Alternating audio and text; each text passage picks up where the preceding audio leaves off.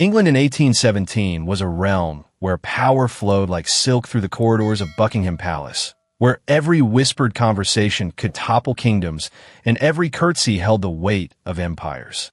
The Georgian court stood as a monument to refinement, its marble halls echoing with the rustle of elaborate gowns and the measured cadence of aristocratic speech.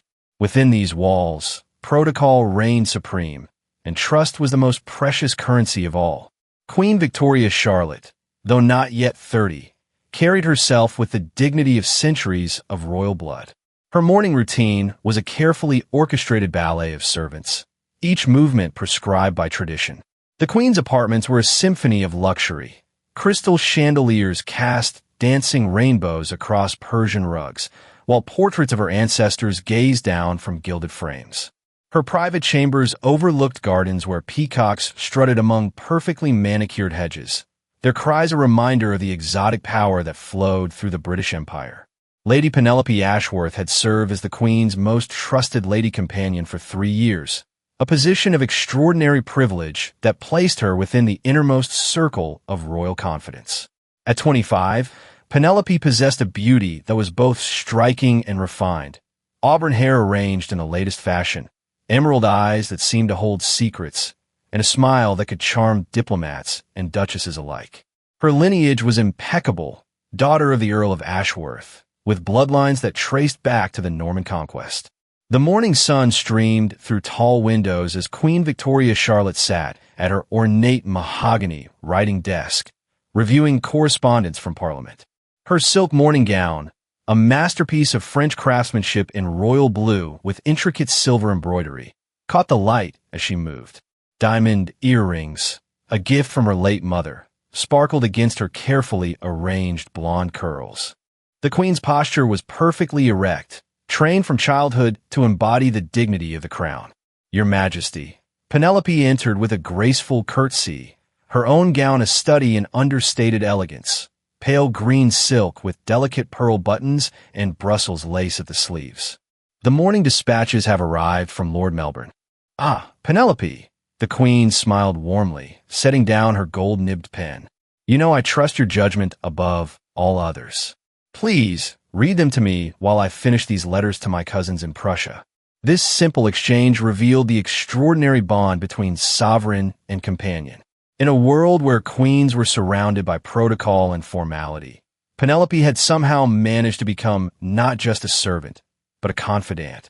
She read the political dispatches with intelligence and insight, occasionally offering observations that the Queen found invaluable. The Queen's trust in Penelope extended far beyond mere correspondence.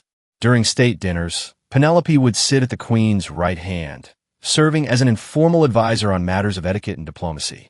When foreign ambassadors visited, Penelope would brief the Queen on cultural nuances and family connections that could prove crucial in negotiations. The relationship had evolved into something unprecedented in royal history, a genuine friendship between sovereign and subject. The situation with the American colonies continues to require delicate handling, Penelope noted, her voice carefully modulated to convey both respect and familiarity. Perhaps Your Majesty might consider inviting Ambassador Harrison for a private audience? Your counsel is always wise, the Queen replied, making a note on her schedule. I don't know what I would do without your guidance, dear Penelope. You understand the complexities of court life better than anyone. The irony of these words would later prove devastating, for even as the Queen spoke them, Penelope's emerald eyes held shadows of deception that had been carefully hidden for months. Behind her perfect curtsy and loyal smile lay a web of secrets that threatened to destroy everything the Queen held dear. The court of 1817 was a place where information was power, and power was the ultimate aphrodisiac. Every conversation was a potential weapon, every smile a possible mask for treachery. The nobles who surrounded the Queen were masters of this game, their expressions trained to reveal nothing, while their minds calculated every advantage. Duke Alexander Harrington, the Queen's most eligible courtier and rumored romantic interest, entered the Queen's morning chamber with the confidence of a man who had never known rejection. At 32, he possessed the kind of masculine beauty that made duchesses forget their manners, Dark hair swept back in the romantic style, piercing blue eyes, and a jawline that sculptors would envy. His morning coat was perfectly tailored, emphasizing broad shoulders and a narrow waist that spoke of hours spent fencing and riding. "Your Majesty," he bowed with perfect precision, "I trust the morning finds you in excellent health?" The Queen's cheeks flushed slightly at his presence, a reaction that did not escape Penelope's careful observation. "Duke Harrington, how kind of you to call so early. Penelope and I were just reviewing the morning correspondence." Alexander's gaze lingered on Penelope for a moment longer than propriety strictly allowed, a detail that might have seemed insignificant to a casual observer. But in the rarefied atmosphere of court, such moments were loaded with meaning. Penelope, for her part, maintained perfect composure, though the slightest tightening around her eyes suggested she was acutely aware of his attention. "I wonder, Your Majesty," Alexander continued smoothly, "if you might spare a moment to discuss the upcoming reception for the Austrian delegation? I believe Lady Penelope's insights would be particularly valuable in planning the evening's entertainments." The Queen beamed at this acknowledgement of her companion's abilities. "Of course, Penelope has such exquisite taste in these matters. Between the three of us, I'm certain we can create an evening that will strengthen our alliance with Vienna." As the three settled into comfortable chairs arranged around a small table laden with fine china and morning pastries, the scene appeared to be one of perfect aristocratic harmony. The Queen, radiant in her trust and affection for both companions, began outlining her vision for the reception. Penelope contributed thoughtful suggestions about menu selection and seating arrangements, while Alexander offered insights into the political implications of various diplomatic gestures. Yet beneath this veneer of cooperation, undercurrents of tension and desire swirled like invisible flames. When Alexander reached for the silver sugar bowl, his fingers briefly brushed against Penelope's gloved hand, a contact so fleeting it might have been accidental, yet charged with enough electricity to make Penelope's breath catch almost imperceptibly. The Queen, absorbed in her planning, failed to notice these subtle exchanges. Her trust in both companions was so complete that the possibility of deception simply did not occur to her. She had grown up believing that loyalty was a noble virtue, that those who swore allegiance to the crown would honor that oath with their lives. "I believe we should open the evening with a performance by the Vienna Boys' Choir," the Queen mused, her eyes bright with enthusiasm. "It will be both a gesture of respect and a demonstration of our cultural appreciation." "Brilliant as always, Your Majesty," Penelope agreed, though her voice carried a note of distraction that only someone intimately familiar with her moods might detect. The morning meeting concluded with plans for a series of smaller gatherings leading up to the grand reception. Each event would require careful coordination between the Queen's private secretary, the palace staff, and her trusted inner circle. It was precisely this level of access and responsibility that made Penelope's position so powerful and so dangerous. As Alexander took his leave with another perfect bow, his eyes met Penelope's for a fraction of a second longer than propriety allowed. In that brief glance lay worlds of unspoken communication, promises and threats that existed in the shadows between words. The Queen, still glowing with the satisfaction of productive planning, turned to Penelope with genuine affection. "You are truly invaluable to me, my dear friend. I sometimes think Providence sent you to my side precisely when I needed you most. Your Majesty honors me beyond my worth," Penelope replied, her voice steady despite the storm of conflicted emotions raging beneath her composed exterior. As the first act of this drama drew to a close, the stage was set for a tale of love, betrayal, and the terrible price of misplaced trust. The gilded court continued its elegant dance, unaware that the very foundations of royal security were about to be tested by the most dangerous force of all, the human heart's capacity for deception. The private apartments of Lady Penelope Ashworth reflected her position at court with subtle magnificence that spoke of wealth without ostentation.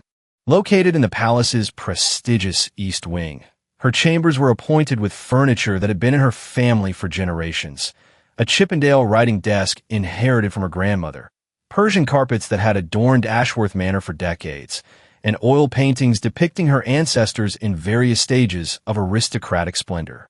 Yet for all their beauty, these rooms now served as the setting for conversations that would have shocked the queen to her very core. As evening shadows lengthened across the palace grounds, Penelope stood before her bedroom's tall windows, still wearing the emerald silk gown she had donned for the afternoon's court presentation. Her reflection in the glass showed a woman of exceptional beauty, but her eyes held a hardness that seemed at odds with her gentle reputation. A soft knock at her door announced an arrival that had become routine over the past several months. "Enter," she called softly, not turning from the window. Duke Alexander Harrington stepped into the room with the casual confidence of a man who belonged there. His evening attire was flawless, a midnight blue tailcoat that emphasized his commanding presence, a silk waistcoat in silver, and a perfectly arranged cravat secured with a diamond pin. Yet it was his expression that would have scandalized the court, the look of a man deeply, desperately in love. "My darling," he whispered, closing the door behind him with practiced stealth. "I thought this day would never end. To sit there, watching you attend to her every word, pretending that my heart wasn't breaking with every passing moment." Penelope turned from the window, her emerald eyes reflecting the candlelight with an intensity that made Alexander's breath catch. "We must be careful, Alexander. More careful than ever. I believe the Queen is beginning to suspect that there are feelings between us." "Let her suspect," Alexander replied, crossing the room in 3 swift strides to take Penelope in his arms. "I'm tired of this charade, this pretense that you are merely her companion while I play the role of her potential suitor. Every day that passes without being able to claim you as my own is torture." Their embrace was passionate yet tinged with desperation, the kiss of lovers who knew their relationship existed in defiance of every social convention that governed their world. In 1817, the idea of a queen's lady companion conducting a secret affair with a duke who was being courted as a potential royal consort was not merely scandalous. It was treasonous. "You know as well as I do that discovery would mean ruin for both of us," Penelope said, pulling back to search his face. "The Queen trusts me completely. She confides in me her deepest thoughts about you, about her hopes for marriage, about her dreams of love. If she knew that the man she's falling in love with was already devoted to another, then perhaps," Alexander said slowly, his voice taking on a harder edge, "we need to find a way to remove her from the equation entirely." The words hung in the air like a physical presence, transforming the atmosphere of the room from romantic to sinister. Penelope stepped back, her face paling despite the warm glow of the candles. "What are you suggesting, Alexander?" "I'm suggesting that queens have been known to abdicate when faced with suitable pressure. Political scandals, health concerns, family crises. Any number of situations could arise that would make retirement from public life seem like the wisest course of action."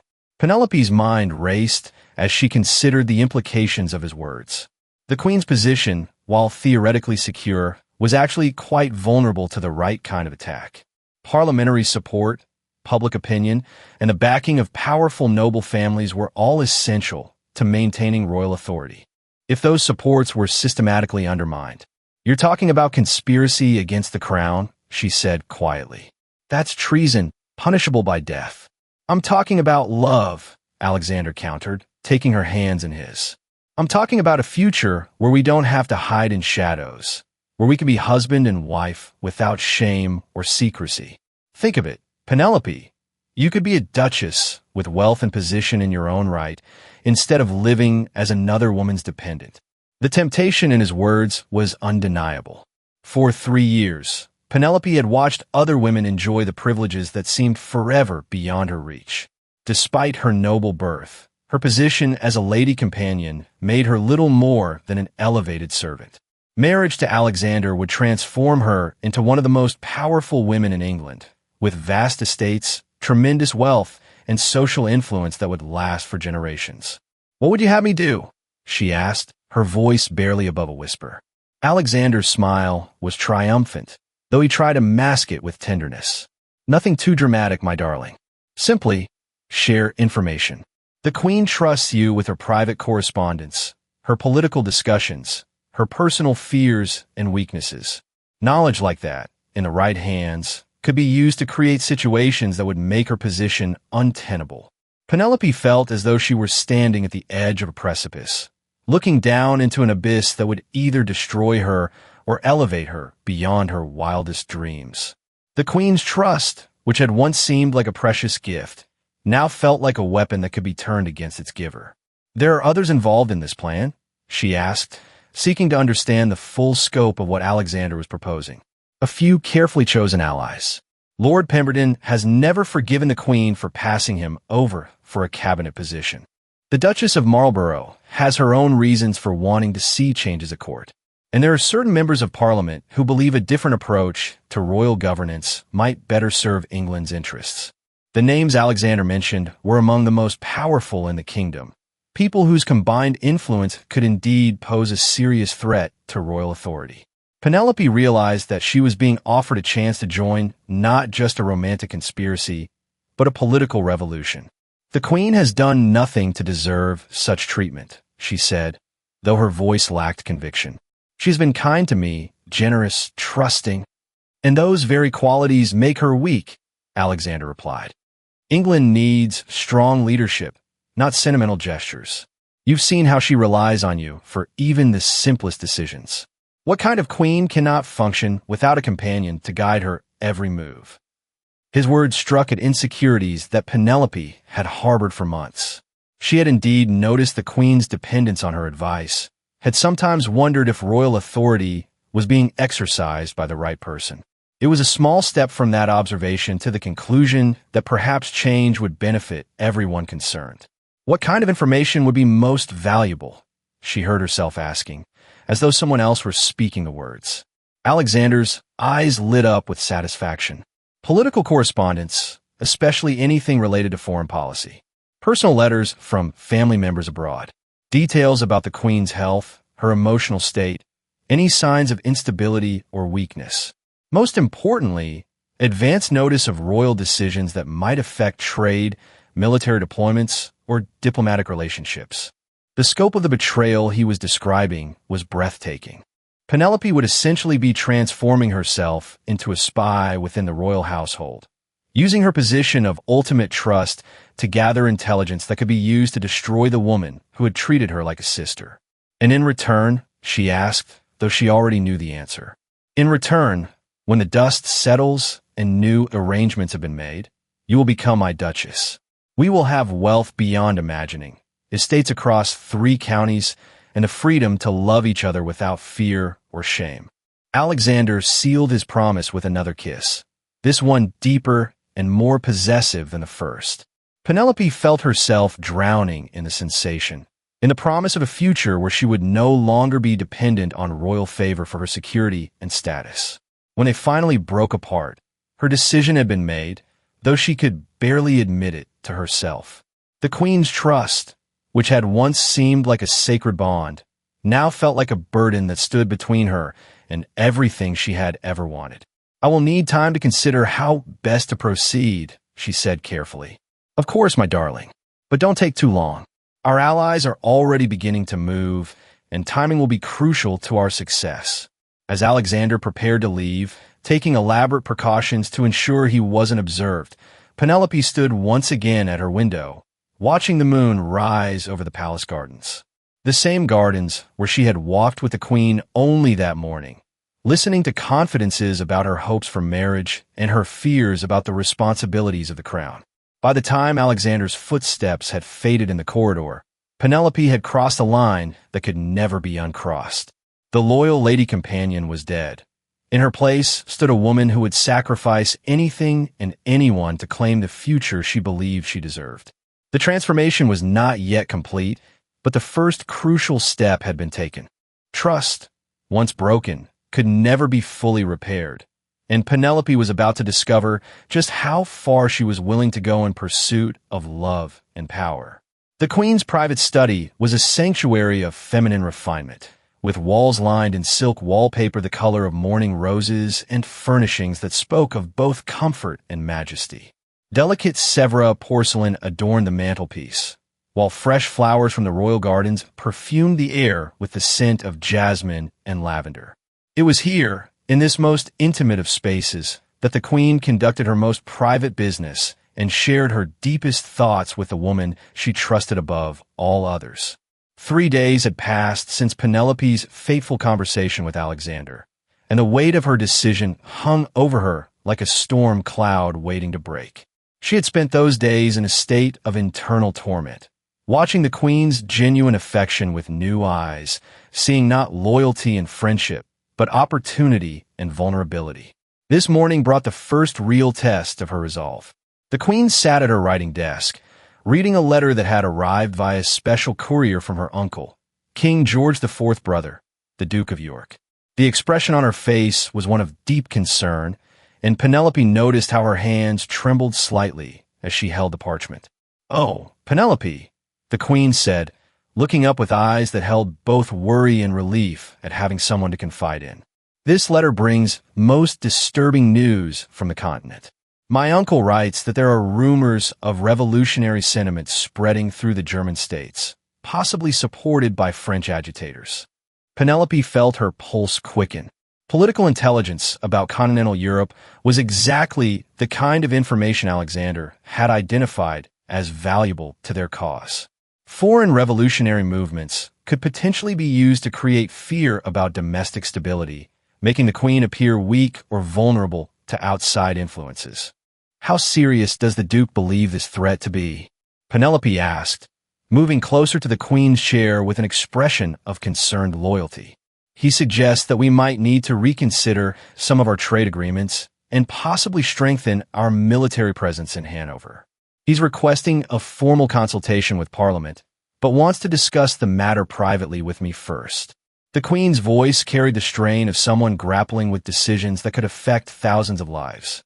"Your Majesty shows great wisdom in seeking counsel before acting," Penelope said, her voice steady despite the racing of her heart. "Perhaps you might share the specific details with me? Sometimes discussing such matters aloud can help clarify the best course of action." The queen's face brightened with gratitude. "You always know exactly what to say to ease my burdens." "Yes, let me read you the full contents. Your perspective is always so valuable." As the queen began to read aloud, Penelope felt as though she were watching herself from a great distance. The woman listening with such apparent dedication was committing treason with every breath, memorizing details that would soon find their way to those who sought to use them against the crown.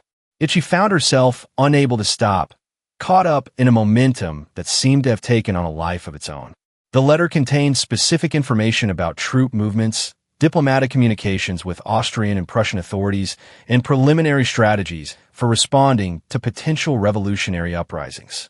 It was intelligence that foreign powers would pay handsomely to obtain, and that domestic political opponents could use to portray the queen as either overly aggressive or dangerously passive, depending on their needs.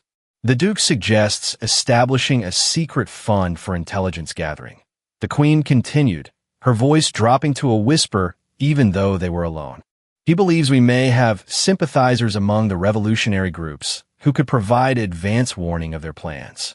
Penelope nodded thoughtfully, filing away every detail. "Such precautions seem eminently sensible, Your Majesty. Will you be consulting with Duke Harrington about these military considerations? His experience with continental affairs might prove valuable." The mention of Alexander's name caused a slight flush to color the queen's cheeks, a reaction that sent a pang of something, guilt, jealousy, regret, through Penelope's chest. "I considered seeking his counsel, yes. He has such a keen understanding of foreign policy, and his family has extensive connections throughout Europe. I'm certain he would be honored to assist Your Majesty in any way possible," Penelope replied, though the words felt like ashes in her mouth. The queen carefully folded the letter and placed it in a locked drawer of her desk, using a small golden key that she wore on a chain around her neck. "I think I shall invite him for tea this afternoon. Would you be so kind as to arrange it? And please ensure that we have complete privacy. These matters are far too delicate for gossip or speculation." "Of course, Your Majesty. I shall see to every detail personally." As Penelope curtsied and prepared to leave the study, The queen called out to her with obvious affection. "Penelope, my dear friend, I want you to know how grateful I am for your discretion in these matters. Having someone I can trust completely makes the burdens of the crown so much more bearable." The words hit Penelope like physical blows, each expression of trust and gratitude adding weight to the guilt that was beginning to accumulate in her chest. Yet she managed to smile and offer appropriate words of devotion before making her escape. Once outside the queen's study, Penelope leaned against the corridor wall, struggling to catch her breath. The magnitude of what she had just done was beginning to dawn on her. She had not merely gathered information. She had actively encouraged the queen to share more details, had suggested involving Alexander in the discussion, had essentially set up the next phase of the conspiracy. But even as guilt threatened to overwhelm her, another voice in her mind reminded her of Alexander's promises, of the future that awaited her if she had the courage to see this through. A future where she would never again have to bow and curtsy to anyone, where her own needs and desires would take precedence over duty and service. That afternoon, as she arranged the private tea service in the queen's informal sitting room, Penelope found herself studying every detail of the arrangements with new eyes. The delicate china painted with roses and gold leaf, the silver service that had belonged to 3 generations of queens, the comfortable chairs positioned to encourage intimate conversation. All of it suddenly seemed to belong to a world that she was betraying with every breath. When Alexander arrived precisely at 4 o'clock, his appearance was everything a queen could desire in a potential consort. His afternoon attire was perfectly chosen, a dark green coat that emphasized his broad shoulders, buff-colored breeches that showed off his athletic build, and boots polished to mirror brightness. His manner was deferential yet confident, striking exactly the right balance between respect for royal authority and masculine assurance.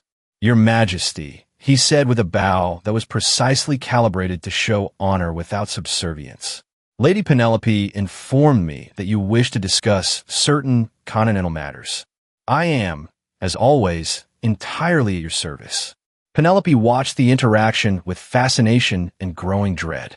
The queen's face lit up with pleasure at Alexander's arrival, her posture straightening with an unconscious effort to appear more attractive. She was clearly falling deeper in love with every encounter, while the man she adored was using her feelings as a weapon against her. "Duke Harrington, your timing is providential. I have received some rather concerning intelligence from my uncle in York, and I value your opinion on these foreign affairs." The queen gestured for him to take the chair closest to hers, while Penelope remained standing near the tea service, ready to attend to their needs while maintaining the fiction of invisibility that was expected of servants. As Alexander settled into his chair, his eyes met Penelope's for just a moment, a glance so brief that the queen could not possibly have noticed it, yet charged with meaning that made Penelope's heart race. In that look she saw desire, satisfaction, and something else that might have been triumph. "I am honored by your Majesty's confidence," Alexander said, his voice carrying just the right note of gravity mixed with warmth. "Please, share whatever details you feel comfortable discussing. I give you my word that your trust will never be misplaced." The irony of his words was almost unbearable, yet Penelope found herself admiring the skill with which he delivered them. There was no hesitation, no visible sign of the deception that lay beneath his charming exterior. If she hadn't known the truth, she would have been completely convinced of his sincerity. The queen began to outline the contents of her uncle's letter, sharing information that would have been classified as state secrets. Alexander listened with apparent attention and concern, asking exactly the right questions to encourage her to reveal more details. Occasionally, he would glance toward Penelope as if seeking her opinion, a gesture that the queen interpreted as respect for her companion's intelligence, but which Penelope understood as confirmation that every word was being carefully noted for future use. "The situation is indeed troubling," Alexander said when the queen had finished her explanation. "Your Majesty shows great wisdom in seeking to address these threats before they can fully develop. Might I suggest that we also consider the domestic implications? Revolutionary sentiment has a way of crossing borders, especially when economic conditions create fertile ground for discontent. Penelope felt a chill at his words. He was already beginning to plant seeds of doubt about domestic stability, setting up future arguments that could be used to portray the queen as facing threats from multiple directions simultaneously. "You raise an excellent point," the queen replied, her brow furrowing with concern. "I confess I had not fully considered how continental unrest might affect sentiment here at home. Do you believe there are signs of such influence in England?" "Nothing immediate or dramatic, Your Majesty, but wise rulers learn to recognize storm clouds while they are still on the horizon. Perhaps it would be prudent to have your advisors conduct a discreet assessment of public mood, particularly in the industrial districts where economic pressures might make people receptive to radical ideas." As the conversation continued, Penelope realized she was witnessing a masterclass in manipulation. Alexander was not pushing too hard or suggesting anything that would alarm the queen. Instead, he was gently guiding her thoughts toward conclusions that would serve his purposes. He was creating a sense of vulnerability and uncertainty that would make her more dependent on his counsel and more willing to consider dramatic actions when the time came. The tea concluded with Alexander offering to research the matter further and to consult with his own contacts among the continental nobility. The queen accepted his offer with obvious relief and gratitude, clearly feeling that she had found not just a potential husband, but a true partner in governing the realm. As Alexander took his leave, he bowed once more over the queen's hand, his lips brushing her gloved fingers in a gesture that made her blush prettily. "Your Majesty honors me with her trust. I shall endeavor to prove worthy of such confidence." When the door closed behind him, the queen turned to Penelope with shining eyes. "He is everything I could hope for in a consort, don't you think? So intelligent, so concerned with the welfare of the realm, so attentive to detail." "Indeed, Your Majesty," Penelope managed to say, "Duke Harrington seems to understand the complexities of your position very well."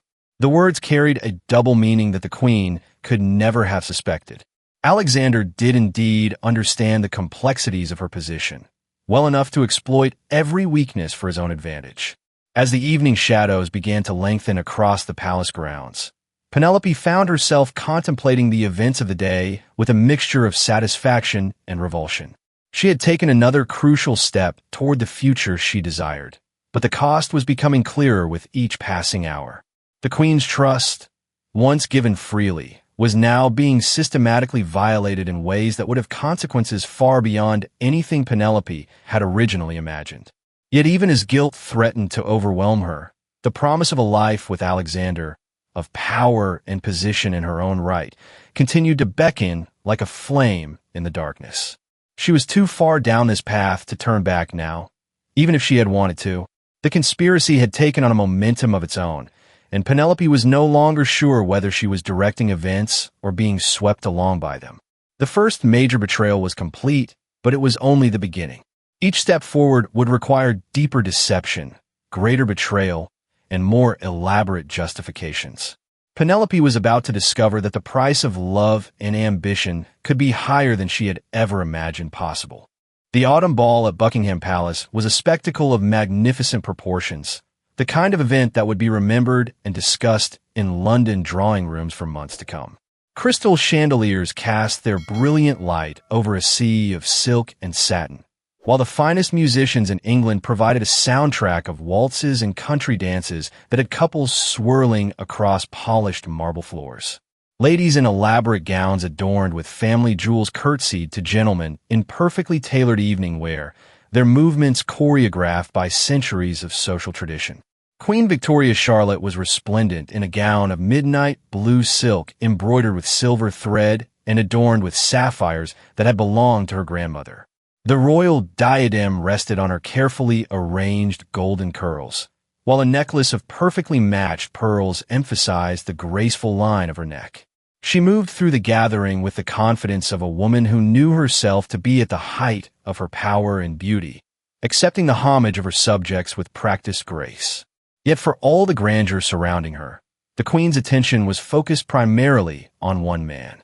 Duke Alexander Harrington stood near the terrace doors, engaged in conversation with several other gentlemen, but his eyes regularly sought hers across the crowded ballroom.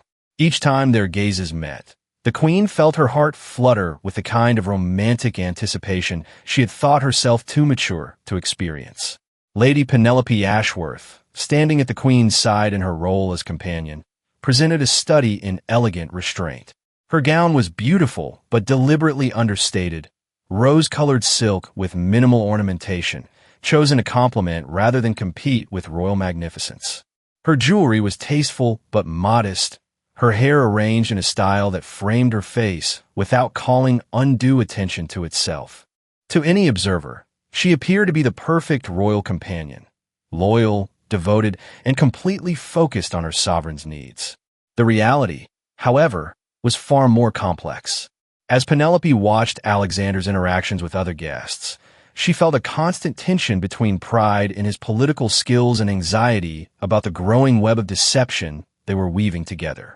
Over the past several weeks, their conspiracy had expanded beyond simple information gathering to include active manipulation of court opinion and careful positioning for the final phase of their plan. Lady Penelope, the queen said quietly, drawing her companion's attention back to their immediate surroundings, I find myself quite nervous about the announcement I plan to make this evening. Do you think the timing is appropriate? Penelope's heart lurched as she realized what the queen was referring to. 3 days earlier, in a moment of private confidence, the queen had revealed her intention to publicly acknowledge her romantic interest in Alexander, potentially leading to a formal courtship announcement within a month. It was exactly the kind of development that would make their betrayal infinitely more painful and politically dangerous. Your Majesty has chosen her moment with characteristic wisdom, Penelope replied, her voice steady despite the turmoil in her chest. The court has certainly noticed your growing friendship with Duke Harrington, and a formal acknowledgement would end speculation while demonstrating royal decisiveness. The queen's face brightened with relief and gratitude. You always know exactly what to say to bolster my confidence. I confess I had wondered whether such an announcement might seem premature, but you're quite right. Better to act from a position of strength than to allow gossip and speculation to control the narrative. As if summoned by their conversation, Alexander began making his way across the ballroom toward them, pausing frequently to exchange pleasantries with other guests, but never losing sight of his ultimate destination.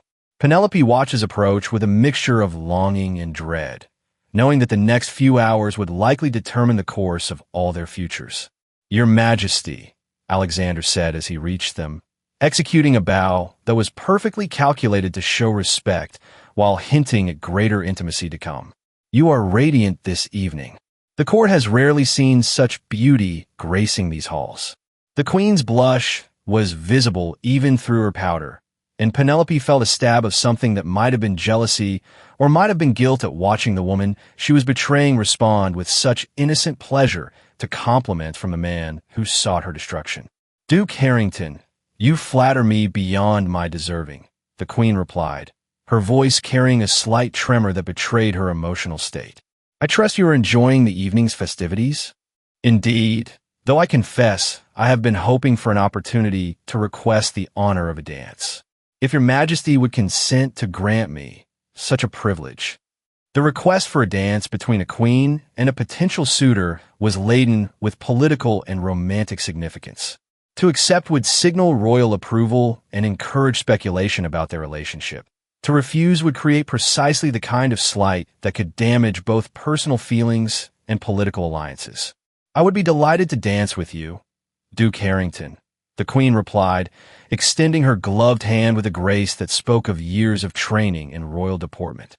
As Alexander led the queen onto the dance floor, Penelope found herself alone for the first time all evening, free to observe the scene unfolding before her with the kind of clarity that came only in moments of extreme emotional stress. The orchestra began a waltz, and she watched as the queen and Alexander moved together with the kind of natural harmony that suggested they were indeed well-suited as partners. Other couples gradually joined them on the dance floor, but all eyes remained focused on the royal pair. Conversations hushed as courtiers tried to read meaning into every gesture, every smile, every moment of contact between the queen's hand and Alexander's. Penelope could almost feel the speculation rippling through the ballroom like waves on a pond. Lady Penelope, A voice said beside her, causing her to start slightly. She turned to find Lord Pemberton, one of Alexander's co-conspirators, standing at her elbow with a smile that didn't quite reach his eyes. "You seem lost in thought this evening. I trust you are well." "Quite well, thank you, Lord Pemberton," she replied carefully. Despite their shared involvement in the conspiracy, public conversations between them had to maintain complete propriety. "I was simply admiring Her Majesty's grace on the dance floor. Indeed, she appears to be thoroughly enjoying herself. One might almost say she has found a partner worthy of her station." His words carried layers of meaning that only Penelope could fully appreciate. "I believe significant announcements may be forthcoming in the near future." Penelope felt a chill despite the warmth of the crowded ballroom. "I'm sure I don't know what you mean, my lord." "Of course not," Pemberton replied with a knowing smile. "Though I suspect certain interested parties would be eager to learn of any developments that might affect the future direction of royal policy. Information about timing, about the Queen's private thoughts on such matters, could prove quite valuable to those who seek to position themselves advantageously." The barely concealed demand for intelligence made Penelope's stomach turn, but she managed to maintain her composure. "I'm certain that any announcement Her Majesty chooses to make will be communicated through proper channels when the time is appropriate. Naturally, though sometimes advance warning allows one's friends to demonstrate their loyalty more effectively. Perhaps we might continue this conversation at a more convenient time." Before Penelope could respond, the waltz concluded, and she watched as Alexander escorted the Queen back toward their position. The Queen's face was glowing with happiness, while Alexander's expression showed satisfaction that went far beyond the simple pleasure of a successful dance. "Lady Penelope," the Queen said as they rejoined her, "I have decided that this is indeed the perfect moment for my announcement. Will you please ask the orchestra to pause after the next dance so that I might address the court?" The moment had arrived with stunning suddenness. In just a few minutes, the Queen would publicly declare her romantic intentions, setting in motion events that would either secure Alexander's position as future royal consort or provide his co-conspirators with the perfect opportunity to destroy her credibility and authority. "Of course, Your Majesty," Penelope replied, though her voice sounded strange to her own ears. "Shall I also alert the palace secretary to prepare for formal documentation of your remarks?" "An excellent suggestion. You think of everything, dear Penelope. I don't know how I ever managed without your counsel." As Penelope moved through the crowd to deliver the Queen's instructions, she felt as though she were walking through a dream. The faces around her seemed distorted, the conversations muffled, the entire scene taking on an unreal quality that made her question whether any of this could actually be happening. The next dance, a stately minuet that would provide the perfect backdrop for a royal announcement, began with courtiers taking their positions in the elaborate patterns required by the choreography. Penelope found herself standing near the edge of the dance floor, watching as the Queen once again partnered with Alexander, their movements perfectly synchronized as they wove through the intricate steps. But even as she observed the scene, Penelope's mind was racing ahead to the consequences that would follow the Queen's announcement. Alexander and his allies would use the public declaration as evidence of the Queen's impulsive nature, her tendency to make important decisions based on emotion rather than political wisdom. They would question her fitness to rule, suggest that her judgment was compromised by romantic feelings, and begin the systematic campaign of undermining that would eventually force her abdication. The Queen, meanwhile, believed she was making a declaration of love that would secure her personal happiness and strengthen the monarchy by providing a suitable consort. She had no idea that the man she was about to honor with her public affection was using her feelings as a weapon against her. As the minuet reached its conclusion, Penelope realized that she stood at the absolute center of a web of deception that she had helped to create. The Queen trusted her completely, confiding her deepest feelings and most important decisions. Alexander loved her passionately, or claimed to, while using her access to royal secrets for treasonous purposes. The other conspirators saw her as a valuable asset to be cultivated and manipulated for their own ends. In just moments, the Queen would step forward to address the court, and with her first words, she would unknowingly seal her own fate. Unless someone stopped her, unless someone found the courage to speak the truth, regardless of the personal consequences. Penelope felt the weight of that choice settling on her shoulders like a physical burden. She could remain silent, allow events to unfold as planned, and secure the future that Alexander had promised her. Or she could find a way to warn the queen, knowing that such action would destroy any chance of happiness with the man she loved, while potentially saving the woman who had trusted her completely.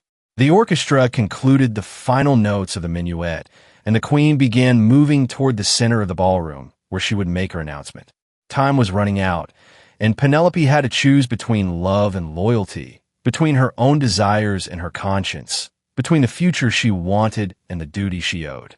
In that moment of ultimate crisis, she discovered that some choices were too important to be made with the heart alone. The crown, the kingdom, and the trust of a woman who had treated her like a sister hung in the balance. And Penelope was the only person who could tip the scales toward justice or toward betrayal. The terrible moment of choice had arrived, and there was no way to delay it any longer. The weight of decision pressed down upon Penelope's shoulders like a physical force as she watched Queen Victoria Charlotte position herself at the center of the ballroom, her sapphire gown catching the light from 100 crystal chandeliers.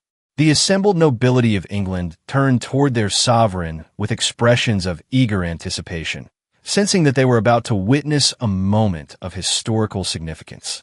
The Queen's face glowed with happiness and nervous excitement as she prepared to make the announcement that would change the course of her life forever. In that crystalline moment of clarity that sometimes comes at the peak of crisis, Penelope suddenly understood the full magnitude of what she had allowed herself to become part of. This was not merely a romantic intrigue or a political game. It was the systematic destruction of a woman whose only crime had been to trust too completely and love too deeply. The Queen standing before the court was not just a sovereign making a political alliance.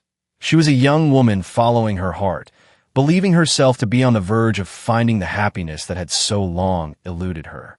Alexander stood near the edge of the crowd, his handsome face arranged in an expression of modest pleasure that would be perfectly appropriate for a man about to be honored by royal attention. But Penelope could see something else in his eyes, a cold satisfaction that had nothing to do with love and everything to do with the successful execution of a long-planned strategy. He was not a suitor nervously awaiting his beloved's declaration. He was a conspirator watching the final phase of his plot unfold exactly as designed. "My dear friends," the Queen began, her voice carrying clearly across the suddenly silent ballroom. "I have asked for your attention this evening because I wish to share with you news that brings me great personal joy." The words were barely out of her mouth when Penelope found herself moving, pushing through the crowd with a determination that surprised even her. Later, she would never be able to explain exactly what had driven her to act, whether it was conscience, loyalty, guilt, or simply the inability to watch betrayal unfold before her eyes. "Your Majesty," she called out, her voice cutting through the Queen's prepared remarks with shocking impropriety. "Forgive the interruption, but there is an urgent matter requiring your immediate attention." The entire assembly turned to stare at Penelope in amazement. In centuries of court protocol, no one could remember a companion interrupting a royal address, particularly one of such obvious importance. The Queen's face showed confusion and concern as she recognized the genuine distress in Penelope's voice. "Lady Penelope, what matter could be so urgent as to require attention at this moment?" Penelope felt every eye in the ballroom upon her, including Alexander's gaze, which had suddenly turned from satisfaction to alarm. She was about to destroy everything she had worked for, everything she had hoped to achieve, but she found that she no longer cared about the consequences to herself. "A matter touching upon your Majesty's personal safety and the security of the realm," Penelope replied, her voice growing stronger with each word. "I have information that must be shared privately, immediately, before any further proceedings." The Queen's political instincts, honed by years of navigating court intrigue, immediately recognized the seriousness of Penelope's tone. Whatever her companion had discovered, it was important enough to risk creating a scene that would be remembered and discussed for years to come. "My lords and ladies," the Queen addressed the assembly with regal composure, I must ask for your patience while I attend to this urgent matter. Please, continue to enjoy the evening's festivities. I shall return shortly." As the queen moved toward the private anteroom adjacent to the ballroom, Penelope followed, acutely aware of Alexander's eyes burning into her back. She had crossed a line from which there could be no return, and whatever happened next would determine not only her own fate, but the future of the monarchy itself. The anteroom was a smaller, more intimate space decorated in shades of gold and cream, with comfortable chairs arranged around a fireplace where flames cast dancing shadows on the walls. The queen closed the door behind them and turned to face Penelope with an expression that mixed concern with growing apprehension. "Now, then, what is this urgent matter that could not wait? You have never interrupted me in such a manner before, and I sense that whatever you have to tell me is of the gravest importance." Penelope felt as though she were standing at the edge of a cliff, about to leap into an abyss from which there could be no rescue. Every word she spoke would be another step away from the life she had planned with Alexander and toward an uncertain future where she would have to live with the consequences of her choices. "Your Majesty, what I have to tell you will cause you great pain, and I deeply regret that I am the one who must speak these words. But I can no longer remain silent while you are being systematically deceived by those who should be most worthy of your trust." The queen's face went pale, but her voice remained steady. "Deceived? By whom? Speak plainly, Penelope. What deception are you referring to? Duke Alexander Harrington is not what he appears to be, Your Majesty. His courtship of you is not motivated by love or genuine affection. He is part of a conspiracy designed to undermine your authority and ultimately force your abdication from the throne." The words hung in the air between them like a physical presence. The queen stared at Penelope in shocked silence, her face cycling through disbelief, confusion, and dawning horror as the implications of what she was hearing began to sink in. That is impossible," the queen whispered finally. "Alexander has shown me nothing but devotion and respect. His counsel has been invaluable, his support unwavering. You must be mistaken. I wish with all my heart that I were mistaken, Your Majesty, but I have been present at meetings where this conspiracy was planned. I have heard Alexander and his allies discuss strategies for using your trust against you, for gathering intelligence about your private thoughts and government business, for creating situations that would make your position untenable." The queen sank into one of the chairs, her royal composure finally cracking under the weight of Penelope's revelations. "Present at meetings? How could you have been present at such meetings Unless I was part of the conspiracy myself," Penelope finished quietly. "Yes, Your Majesty. I have betrayed your trust in the most fundamental way possible. I have shared your private correspondence, your personal fears, your government secrets with those who seek to use them against you." The silence that followed was deafening. Penelope watched as the queen's face went through a series of expressions: shock, hurt, anger, and finally a kind of numb disbelief that was somehow worse than rage would have been. "You," the queen said finally, her voice barely above a whisper. "You, who I trusted above all others. You, who I considered not just a companion, but a true friend. You have been working against me all this time." "Yes, Your Majesty, and I can offer no excuse that would justify such betrayal. I allowed myself to be seduced by promises of love and position, by dreams of a future that seemed more attractive than the duty I owed to you and to the crown." The queen rose from her chair and walked to the window, staring out at the gardens where she and Penelope had walked together so many times, sharing confidences and dreams. When she spoke again, her voice was steady but carried a note of such profound sadness that it cut Penelope to the heart. "The letters from my uncle about continental unrest. You shared those with Alexander and his allies?" "Yes, Your Majesty. The discussions about establishing intelligence networks and emergency funding."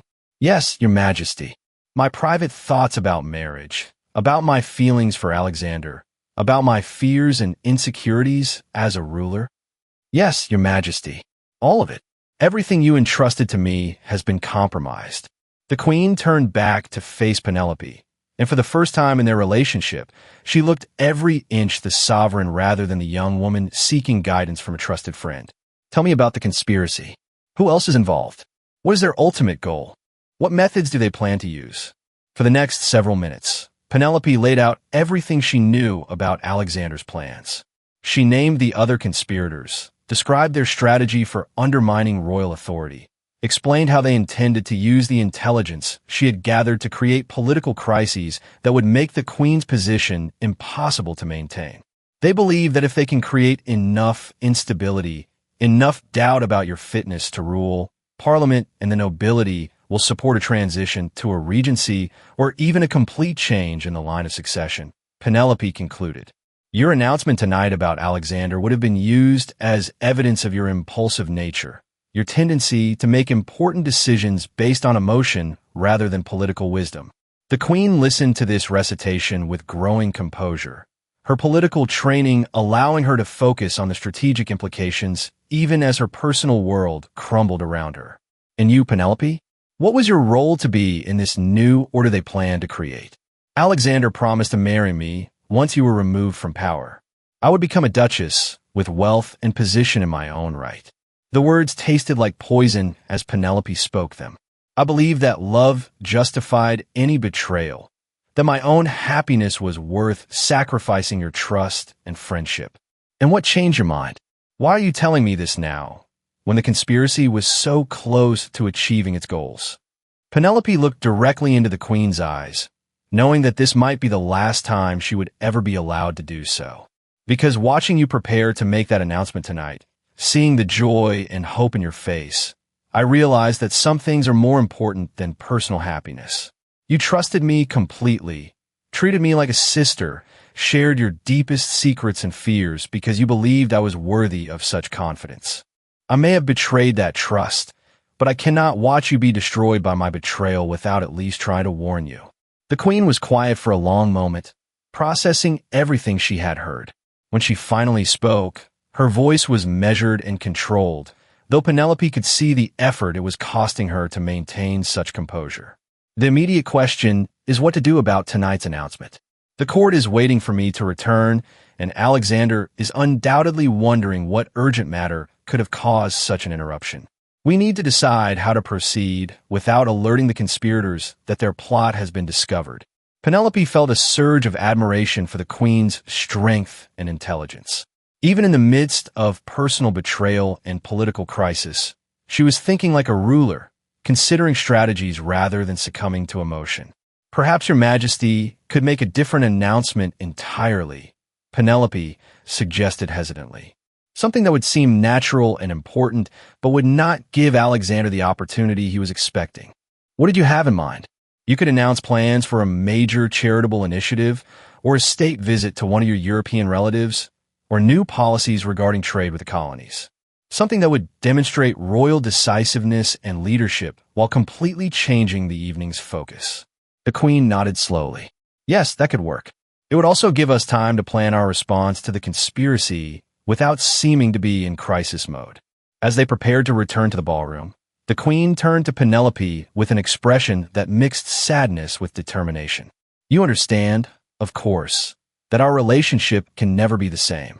Your betrayal has consequences that extend far beyond personal hurt. I will need time to determine what justice requires in your case. I understand completely, Your Majesty. I am prepared to accept whatever punishment you deem appropriate. For now, you will continue in your role as companion, but you will be watched constantly. Any attempt to communicate with Alexander or his allies about tonight's conversation will be considered an act of treason. As they walked back toward the ballroom doors, Penelope realized that she had crossed from one world into another. The comfortable life of trusted royal companion was gone forever, replaced by an uncertain future where she would have to live with the consequences of both her betrayal and her confession. But for the first time in months, she felt something approaching peace. The terrible weight of deception had been lifted from her shoulders, and whatever came next, she would face it with the knowledge that she had finally chosen loyalty over personal desire, duty over love. The reckoning had begun, and there would be no going back. The ballroom fell silent as Queen Victoria Charlotte returned to address her court, her composure so perfect that none of the assembled nobility could have guessed at the drama that had unfolded in the adjacent chamber.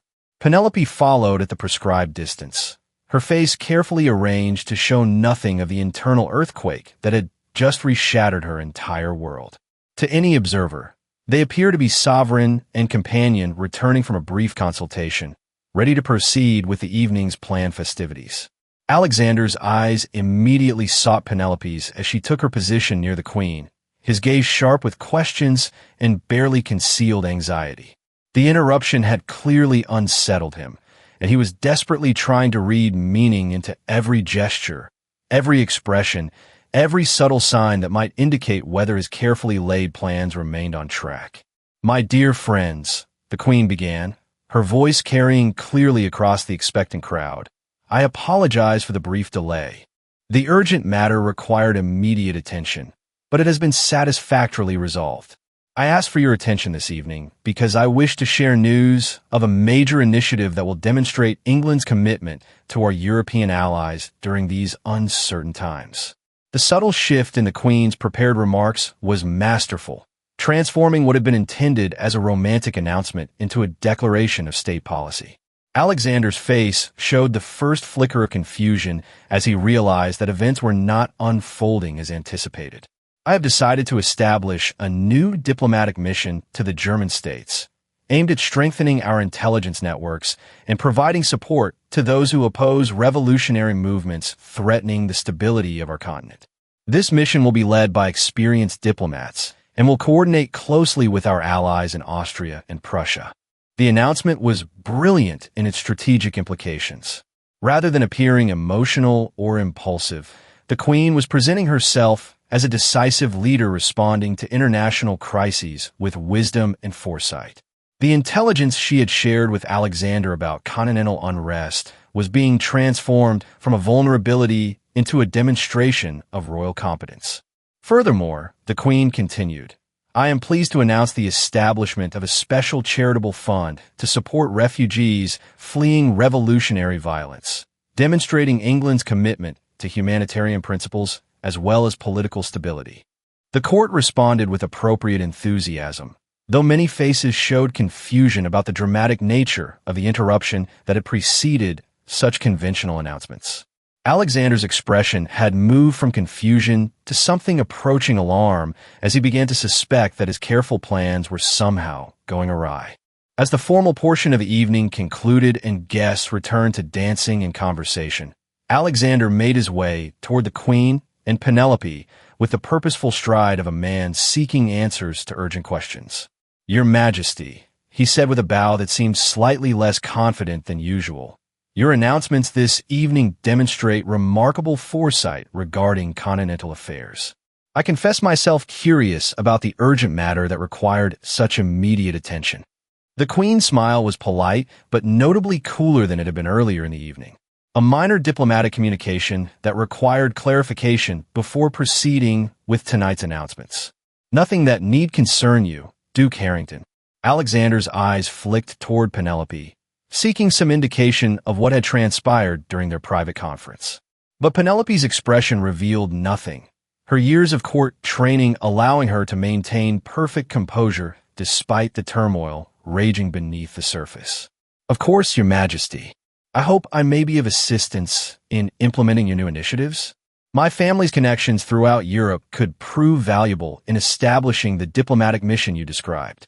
"How thoughtful of you to offer," the Queen replied with a graciousness that carried subtle but unmistakable frost. "I shall certainly consider all qualified candidates when making appointments to the mission." The careful politeness of the Queen's response was a masterclass in royal diplomacy, appearing perfectly appropriate to casual observers while signaling to Alexander that his previously favored position was no longer secure. Alexander was too experienced in court politics not to recognize the shift in tone, though he clearly had no idea what might have caused it.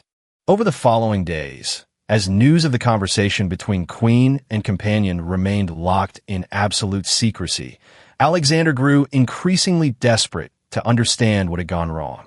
His attempts to arrange private meetings with Penelope were politely but firmly deflected by new security protocols that kept the Queen's inner circle under constant observation.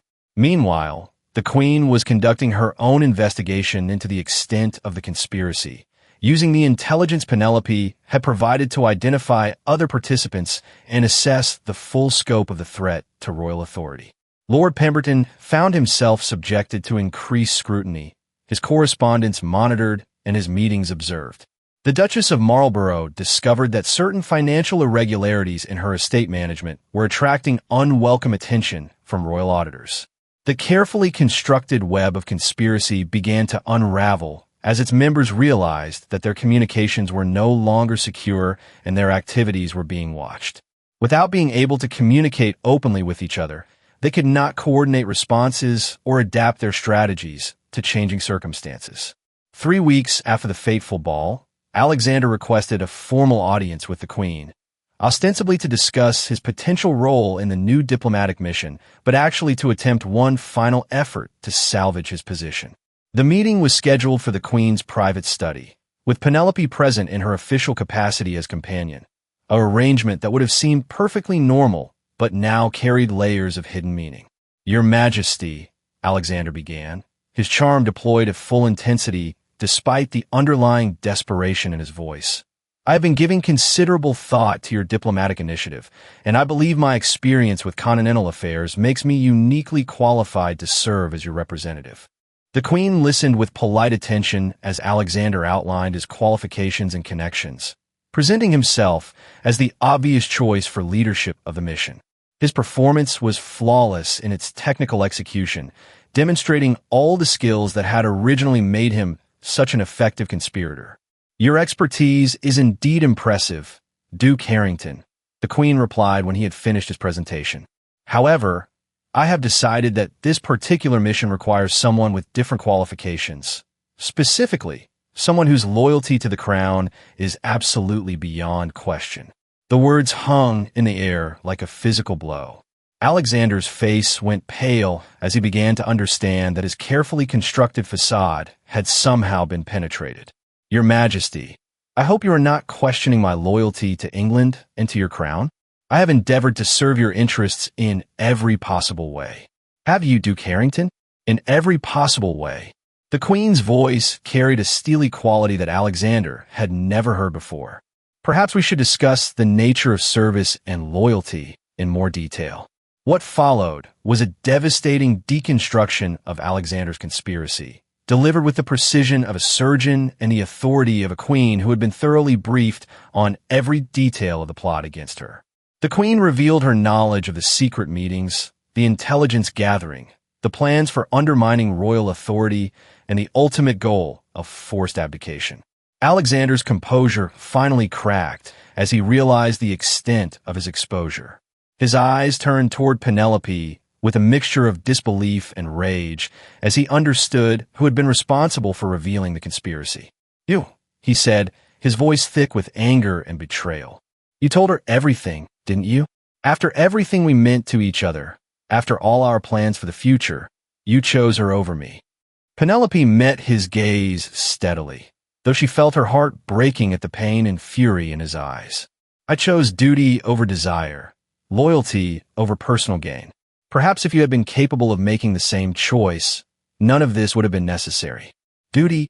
Alexander's laugh was bitter and mocking. "You speak of duty while betraying the man who loved you, while destroying the future we could have had together. What kind of duty is that?" "The duty I owed to a woman who trusted me completely, who treated me like a sister, who shared her deepest secrets because she believed I was worthy of such confidence," Penelope replied, her voice growing stronger with each word. "You may have loved me, Alexander, but your love was conditional on my willingness to commit treason. That is not the kind of love that honors either the giver or the receiver." The Queen had remained silent during this exchange, allowing the full emotional truth of the situation to be revealed.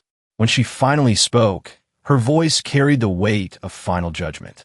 "Duke Alexander Harrington, you stand convicted of treason against the crown, conspiracy to overthrow legitimate royal authority, and a systematic betrayal of trust placed in you by your sovereign.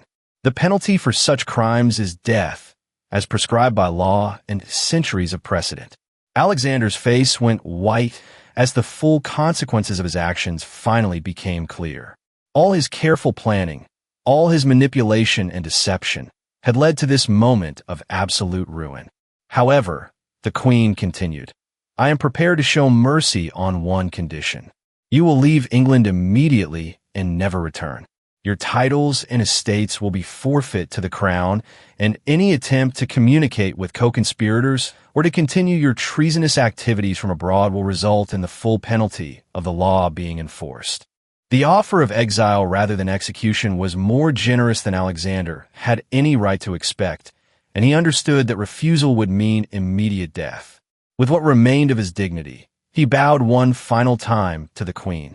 Your Majesty is more merciful than I deserve. I accept your terms and will depart England within the week. As Alexander left the royal presence for the final time, Penelope felt the last chapter of her old life closing forever. The man she had loved, or thought she loved, was gone, taking with him all the dreams and plans they had shared. And now, Lady Penelope, the queen said when they were alone, we must address your own situation. Your betrayal was real and significant, regardless of your ultimate choice to reveal the conspiracy. Justice requires that there be consequences for your actions. Penelope nodded, having expected this moment since her confession. I am prepared to accept whatever punishment your Majesty deems appropriate. I have no excuse for my betrayal, only regret that it took me so long to choose the right path. The queen was quiet for several minutes, studying Penelope's face with the intensity of someone trying to peer into another person's soul. Your punishment will be to remain in my service, but in a different capacity. You will no longer serve as my personal companion. That level of trust must be earned anew. Instead, you will work with my security staff to help identify and prevent future threats to royal authority. Your intimate knowledge of how such conspiracies develop will be valuable in protecting against similar plots. The sentence was both merciful and profound. Rather than exile or imprisonment, Penelope was being offered a chance at redemption through service to the very institution she had betrayed. It would be difficult, sometimes humiliating work, but it represented an opportunity to rebuild her honor through dedicated effort. Your Majesty is far more generous than I have any right to expect, Penelope said, tears finally beginning to fall. I swear to you on my life that I will prove worthy of this second chance. See that you do, the queen replied, though her voice carried a note of warmth that suggested forgiveness, if not yet full trust, might be possible in time. In the months that followed, Penelope threw herself into her new role with an intensity born of genuine remorse and determination to make amends. She worked tirelessly to identify potential security threats, to understand the networks of influence that could be used against royal authority, and to develop strategies for protecting the crown from those who would use trust as a weapon. The queen, meanwhile, emerged from the crisis stronger and more confident than ever before. Having survived a serious threat to her authority through her own intelligence and decisive action, she commanded new respect from Parliament, the nobility, and the people of England. The diplomatic mission she had announced proved highly successful, strengthening England's position in European affairs while demonstrating royal competence in international relations. Alexander disappeared into continental exile, his title stripped and his name erased from court records. The other conspirators faced various punishments ranging from loss of position to financial penalties, their careers and reputations permanently damaged by their association with treasonous activities. Years later, as Penelope stood in the same ballroom where she had made her fateful choice to speak the truth, she reflected on the lessons learned through betrayal and redemption. The queen had eventually restored her to a position of trust, though their relationship would never again have the intimate friendship that had once characterized it. Instead, it had evolved into something perhaps more valuable, a partnership based on earned respect rather than naive trust. Love, Penelope had learned, was not simply a matter of desire or even deep feeling. True love required honor, loyalty, and a willingness to sacrifice personal happiness for the good of those we claim to care about. Alexander had loved her, in his way, but his love had demanded that she compromise everything she valued for his benefit. The queen's more difficult love had challenged her to become better than she was, to choose duty over desire even when the cost was enormous. As she watched new couples dancing the same waltzes that had once marked the rhythm of conspiracy and betrayal, Penelope understood that some choices echo through a lifetime, shaping not only our immediate circumstances, but our fundamental character. She had chosen betrayal once, seduced by promises of love and position. When given a second chance, she had chosen differently, and in doing so had discovered what true honor actually meant. The crown endured, as it had for centuries before and would for centuries to come. But the individuals who served it were forever changed by their choices, their loyalties, and their willingness to place something greater than themselves at the center of their lives. In learning to serve faithfully, Penelope had finally found the kind of love worth having. Not the passionate but selfish desire that had led her astray, but the deeper satisfaction that came from dedicating oneself to worthy causes and honorable purposes. The final notes of the evening's last waltz faded into silence, marking the end not just of a celebration, but of a chapter in the long story of duty, honor, and the eternal human struggle between desire and conscience. Some stories end with perfect happiness, others with perfect justice. The best stories, perhaps, end with perfect understanding of what truly matters in a life well lived. In the quiet that followed the music's end, Queen Victoria Charlotte and Lady Penelope Ashworth stood together as sovereign and faithful servant, their relationship rebuilt on foundations of earned trust rather than naive affection. They had both learned that betrayal, while devastating, need not be final, that honor could be rebuilt, trust could be re-earned, and even the most fundamental mistakes could be transformed into wisdom through genuine repentance and dedicated service. The ballroom emptied slowly, leaving only the echoes of conversation and laughter, the fading scent of flowers and perfume, and the eternal promise that loyalty, once truly chosen, could endure any test that fate might devise. In the end, love had triumphed, not the selfish passion that demanded betrayal, but the higher love that required sacrifice, service, and the courage to choose honor even when it came at the cost of personal happiness. The queen was deceived by her own lady companion, but in the end, both deception and truth served to strengthen the bonds that truly mattered. The connection between sovereign and subject, the relationship between duty and honor, and the eternal human capacity for redemption through service to causes greater than ourselves.